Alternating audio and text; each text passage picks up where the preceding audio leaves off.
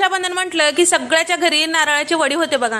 लय साधी सोपी रेसिपी आहे बघा. एकदा माझ्या पद्धतीने करताल तर तुम्हाला कोणाचीच पद्धत आवडणार, तोंडात टाकतेच विरघळते बघा.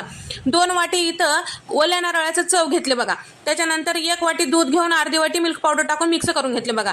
आता खवा बी टाकू शकता, आता घरात खवा नव्हतं म्हणून मिल्क पावडर घेतली बघा. त्याच्यानं लय छान भारी स्वाद येते बघा.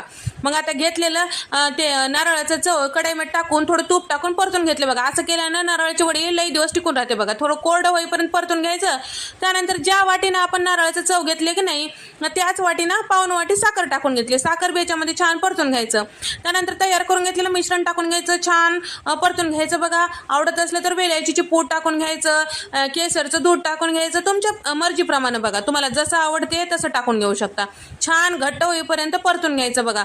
चमचा रोवून बघायचं. मग झालं, सोपंच आहे लई. मग आता ते झालेलं मिश्रण ताटामध्ये पैस करून घ्यायचं. काजू बदाम तुम्हाला काय त्याच्यावरून